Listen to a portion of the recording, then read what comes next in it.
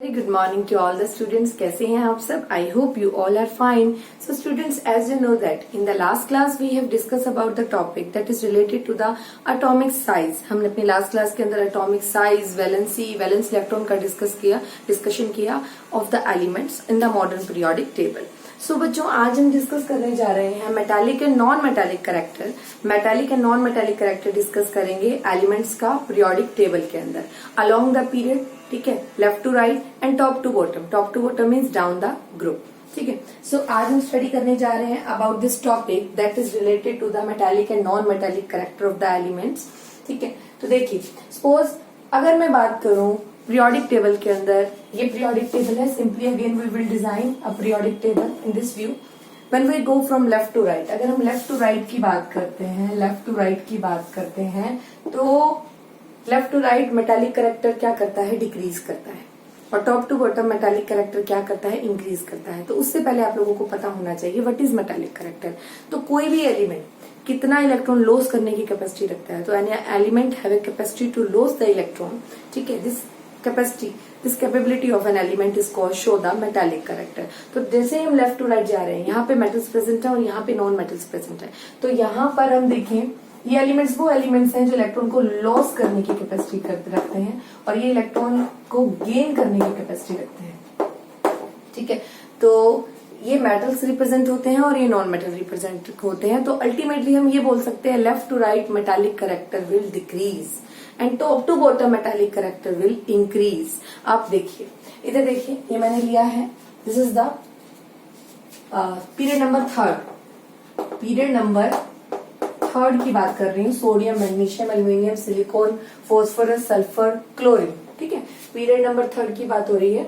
तो आप ये देखेंगे कि सोडियम, मैग्नीशियम और एल्यूमिनियम तीनों के तीनों एलिमेंट हैं जो इलेक्ट्रॉन को लूज करने की कैपेसिटी रखते हैं, बट फॉस्फोरस, सल्फर और क्लोरीन इलेक्ट्रॉन को गेन करने की कैपेसिटी रखते हैं। तो ये मेटल, ये नॉन मेटल कंसीडर होते हैं। नॉन मेटल ये पी ब्लॉक वाली साइड में प्रेजेंट है और ये तीनों के तीनों मेटल कंसीडर किए जाते हैं बिकॉज ये वो एलिमेंट्स हैं जो इलेक्ट्रॉन को लूज करने की कैपेसिटी रखते हैं। और सिलिकॉन एक मेटलॉइड है जो मेटालिक और नॉन मेटालिक दोनों कैरेक्टर को रिप्रेजेंट करता है, ठीक है।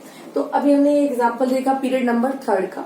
अब देखिए आप लोग टॉप टू बॉटम का एक एग्जांपल लेते हैं। टॉप टू बॉटम में एग्जांपल लिया हुआ है मैंने ग्रुप नंबर 1 का। ग्रुप नंबर 1, तो ग्रुप नंबर 1 में lithium, sodium, potassium, rubidium, caesium. Top to bottom size increase हो रहा है because of increase in number of shell. So top to bottom electron को लूज करने की जो कैपेसिटी है वो इंक्रीज करती चली जा रही है। तो मेटालिक कैरेक्टर आपको पता है, उसी को बोलते हैं when an element have a capacity to lose an electron. So top to bottom due to increase the number of shell and attraction towards nucleus will decrease and electron will easily released from the outermost shell. So top to bottom metallic character will increase. तो सबसे पहले बच्चों आप लोगों को ये पता हो मेटालिक कैरेक्टर क्या होता है। मेटालिक कैरेक्टर किसी भी एलिमेंट का वो कैरेक्टर होता है जिसमें कोई एलिमेंट इलेक्ट्रॉन को लूज करने की कैपेसिटी रखता है। और नॉन मेटालिक कैरेक्टर वो होता है जिसके अंदर कोई an element have a capacity to gain the electron. और यहाँ पे जो एलिमेंट है इस साइड पी ब्लॉक जिसे हम बोलते हैं, यहाँ पे एलिमेंट्स वो हैं जो इलेक्ट्रॉन को गेन करते हैं, यहाँ वो एलिमेंट हैं जो इलेक्ट्रॉन को लॉस करते हैं। So ultimately left to right metallic character घटता है और नॉन मेटालिक कैरेक्टर बढ़ता है। Top to bottom metallic character increase करता है और नॉन मेटालिक कैरेक्टर डिक्रीज करता है। तो इतना आप लोगों को पता होना चाहिए about the metallic and non metallic character. So students, now we will discuss about the chemical reactivity of an element. जितने भी एलिमेंट हैं अगर उनकी केमिकल रिएक्टिविटी की बात करें कि कौन से ज्यादा रिएक्टिव है, कौन से कम रिएक्टिव है, ये बात हमें कैसे पता चलेगी। सो द केमिकल रिएक्टिविटी, ये मेरे पास थर्ड पीरियड है। तो देखिए sodium, magnesium, aluminium, silicon, phosphorus, sulphur, chlorine की बात हो रही है। तो बच्चों chemical reactivity top to bottom increase करती है और लेफ्ट टू राइट डिक्रीज करती है। जो केमिकल रिएक्टिविटी होती है एलिमेंट्स की वो ऑलमोस्ट मेटालिक कैरेक्टर पे डिपेंड करती है। और केमिकल रिएक्टिविटी हम बोल सकते हैं जो एलिमेंट इलेक्ट्रॉन को लूज करने की कैपेसिटी रखते हैं उनकी केमिकल रिएक्टिविटी हाई होती है। और अभी मैंने आपको बताया top to bottom the number of shell will increase. Number of shell top to bottom increase करते हैं। Lithium, sodium, potassium, rubidium, caesium, जैसे जैसे एटॉमिक नंबर बढ़ता है नंबर ऑफ शेल इंक्रीज करते हैं। तो नंबर ऑफ शेल इंक्रीज करने से जो इलेक्ट्रॉन है, लास्ट इलेक्ट्रॉन है, उसका न्यूक्लियस से डिस्टेंस इंक्रीज होने से वो इलेक्ट्रॉन जल्दी लूज हो जाता है। और जितनी जल्दी कोई एलिमेंट इलेक्ट्रॉन को लूज करेगा उतनी जल्दी उसकी क्या होगी, वो किसी और से लूज करके किसी और से रिएक्ट हो पाएगा। So top to bottom chemical reactivity will increase. ठीक है, तो आपको पता हो यही अगर हम बात करें lithium, sodium, potassium, rubidium, caesium की, तो top to bottom due to increase in atomic number, due to increase in number of shell, the electron losing capacity will increase and chemical reactivity will also increase. And अगर हम बात करें left to right की, तो left to right में आप बच्चों को बता दूं कि लेफ्ट टू राइट जाते हैं तो number of shell remain same, nuclear charge will increase, so electron will not easily lose by an element. तो वो एलिमेंट इलेक्ट्रॉन को जल्दी से लूज नहीं करता क्योंकि number of shell remain same left to right. So left to right number of shell same रहेंगे, but nucleus का इफेक्ट बढ़ने से, न्यूक्लियर चार्ज बढ़ने से इलेक्ट्रॉन आसानी से लूज नहीं हो पाएगा। सो लेफ्ट टू राइट क्या होगा, केमिकल रिएक्टिविटी विल डिक्रीज। और मैं आपको एक बात बता दूं, जनरली केमिकल जो रिएक्टिविटी है, जैसे सोडियम, मैग्नीशियम, एल्यूमिनियम, सिलिकॉन की बात करें, पहले तो केमिकल रिएक्टिविटी डिक्रीज करती है अप टू सिलिकॉन। ठीक है, फिर क्या करती है केमिकल रिएक्टिविटी इंक्रीज करती है again from up to silicon से फिर आगे क्लोरीन की तरफ जाते हैं तो केमिकल रिएक्टिविटी इंक्रीज भी करती है। तो सिंपली हम ये भी कह सकते हैं कि chemical reactivity firstly increase and then decrease, या firstly decrease and then increase. Chlorine की ज्यादा होती है केमिकल रिएक्टिविटी, तो क्यों, बिकॉज जो क्लोरीन होता है उसको एक ही इलेक्ट्रॉन की नीड होती है अपना ऑक्टेट कंप्लीट करने के लिए।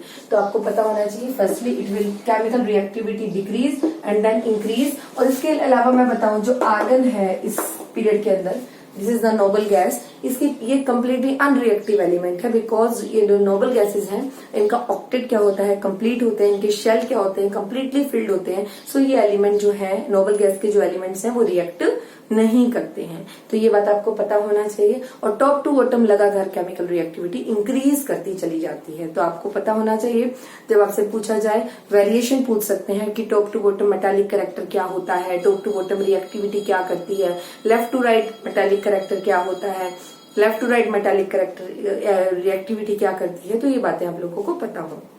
इसके अलावा अब हम बात करते हैं जो मेटल्स होते हैं when they react with oxygen, और मेटल ऑक्सीजन के साथ बहुत ज्यादा रिएक्टिव होते हैं। When they react with the oxygen तो वो क्या फॉर्म करते हैं। तो आपको मैं बता दूं, जब भी मेटल, जैसे सोडियम है और ऑक्सीजन है, जब भी मेटल ऑक्सीजन से रिएक्ट होते हैं, मेटल या नॉन मेटल, कोई भी मेटल या नॉन मेटल जब वो ऑक्सीजन से रिएक्ट होते हैं तो दे फॉर्म, ऑक्सीजन से रिएक्ट होने के बाद वो बनाते हैं ऑक्साइड्स।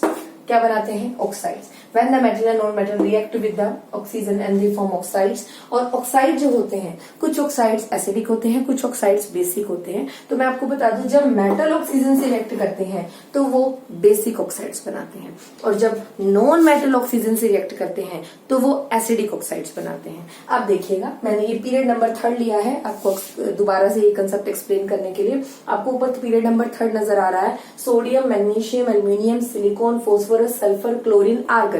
ठीक है, और आर्गन एक नोबल गैस है तो इसको आप हटा सकते हैं। आइए क्लोरीन तक बात करते हैं। जब सोडियम ऑक्सीजन से रिएक्ट करेगा तो बनाएगा sodium oxide, magnesium oxide, aluminium oxide, then silicon oxide, phosphorus oxide, sulphur oxide, chlorine oxide. और अब आपको मैं बता दूं, यहां तक मेटल है, 3 मेटल हैं। तो जो मेटल ऑक्साइड होते हैं, मेटल के जो ऑक्साइड्स होते हैं वो क्या होते हैं, एसिडिक होते हैं, सॉरी बेसिक होते हैं। मेटल के जो ऑक्साइड्स होते हैं वो क्या होते हैं, बेसिक होते हैं। अब देखिए, मेटल का ऑक्साइड, जैसे सोडियम का जो ऑक्साइड है वो स्ट्रॉन्ग बेस है, मैग्नीशियम का जो ऑक्साइड है वो बेस है, एल्यूमिनियम का जो ऑक्साइड है वो अम्फोटेरिक है। अम्फोटेरिक ऑक्साइड्स वो होते हैं which act as acid as well as base, जो एसिड और बेस दोनों की तरह एक्ट करते हैं।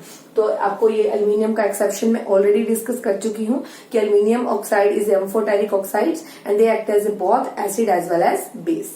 नेक्स्ट अब बात करते हैं सिलिकॉन की। सिलिकॉन क्या है, सिलिकॉन का जो ऑक्साइड है वो वीक एसिड है।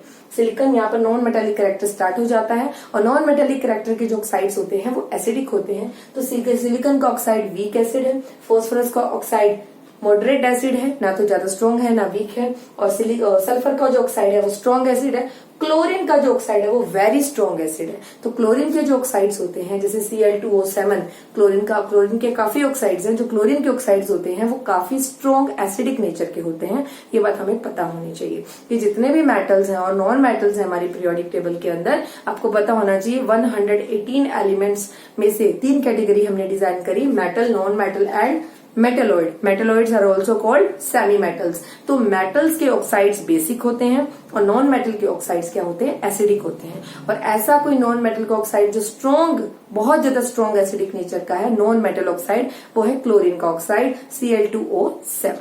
Now we discuss about the last topic of this chapter, that is diagonal relationship. The last topic of this chapter is diagonal relationship. तो बच्चों सुनो, डायगोनल रिलेशनशिप किसे कहते हैं और ध्यान से सुनिएगा। सपोज मेरे पास मैंने 3 ग्रुप और पीरियड कंसीडर कर लिए। यहाँ पर मैंने लिया लिथियम सोडियम, आपको पता है इस ग्रुप को ग्रुप नंबर 1 बोलते हैं, lithium sodium potassium rubidium caesium, you know that. Next another group beryllium magnesium aluminium, beryllium magnesium calcium, ठीक है, and so on. Same in this way boron aluminium gallium indium thallium, ठीक है, ये आपको पता है, ठीक है, ये आपको पता है बहुत अच्छे से। तो अब देखिए जो फर्स्ट एलिमेंट है ये ग्रुप नंबर 1 है, ये ग्रुप नंबर 2 है और ये ग्रुप नंबर 13 है। कुछ गैप देके लिखेंगे इसे। तो जो फर्स्ट एलिमेंट है उसका नेचर अपने ग्रुप के एलिमेंट से कुछ हद तक कम मैच होता है। तो जो हर फर्स्ट एलिमेंट आपको जो नजर आ रहा है जिसका एटॉमिक नंबर कम है, जैसे लिथियम का एटॉमिक नंबर 3 है, बेरिलियम का 4 है, बोरोन का 5 है, तो ये जो फर्स्ट 1 एलिमेंट्स हैं अपने अपने ग्रुप के, ये समवट अपने ग्रुप के एलिमेंट से कुछ कम प्रॉपर्टीज सिमिलर मैच करते हैं। मतलब उनकी जो प्रॉपर्टी होती है अपने ग्रुप से पूरी तरीके से मैच नहीं करती, बल्कि दूसरे ग्रुप से, साइड वाइज ग्रुप से या सेकेंड ग्रुप से डायगोनली मैच करती हैं। लिथियम और मैग्नीशियम की प्रॉपर्टी ज्यादा मैच करती हैं, बट लिथियम सोडियम की प्रॉपर्टी कम मैच करती हैं। बट लिथियम को इसी के साथ रखा है, उसका रीजन है, और लिथियम जैसे हार्डेस्ट है, बाकी पूरा ग्रुप जो है ये सॉफ्ट नेचर का है, तो कुछ ऐसी प्रॉपर्टी होंगी लिथियम की मैग्नीशियम से मैच करेंगी। तो what is diagonal relationship? This is the relationship when the element of an on group, एक ग्रुप का जो एलिमेंट है, but not show the all property from similar property from their own group, but match their property with the another group, neighbouring group diagonally. तो ये भी अपने group से diagonally property show करता है, बेरिलियम इसके साथ डायगोनली प्रॉपर्टी शो करता है। तो इस तरीके से जो रिलेशनशिप बना between the elements diagonally, this is called diagonal relationship. इसे हम बोलते हैं डायगोनल रिलेशनशिप, ठीक है। तो आप लोगों को पता होना चाहिए some element having some element of the same group not show the all property from their own group, but show the some property with the neighbouring group.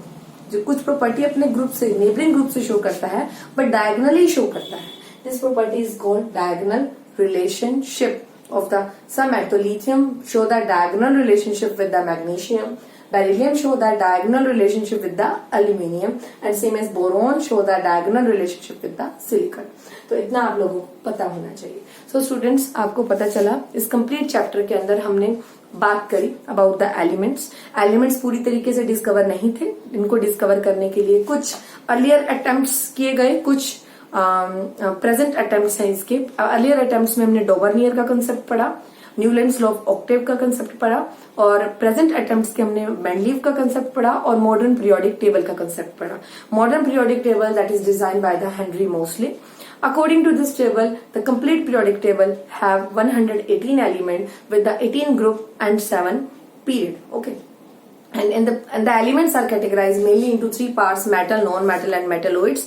So and the elements and metals and non-metals and all the elements in the periodic table are arranged according to their groups and the periods. And there have near about 4 blocks in the complete periodic table. So now one by one हमने क्या किया? All physical properties और chemical properties discuss की of the all elements that are present in the periodic table. So first physical property बेटा हम लोगों ने ली related to the valence electron, atomic size which is also called atomic radius, and the next is metallic character and non-metallic character, ठीक है, अच्छा, metallic character और non metallic character पढ़ने के बाद हमने पढ़ा about the chemical reactivity of the elements, top to bottom increase and left to right decrease. And now उसके बाद हमने पढ़ा अबाउट द मेटल और नॉन मेटल होते हैं, वो ऑक्सीजन से रिएक्ट करके ऑक्साइड्स बनाते हैं। मेटल के ऑक्साइड्स को बेसिक ऑक्साइड्स बोलते हैं और नॉन मेटल के ऑक्साइड्स को एसिडिक ऑक्साइड्स बोलते हैं। So in this way and the last topic is related to the diagonal relationship, that is some elements not show the all property with their own group, but show the some property with the other neighboring group diagonally. This is called diagonal relationship. So students, आज के लिए इतना ही. Do your work in a neat and clean way and regularly.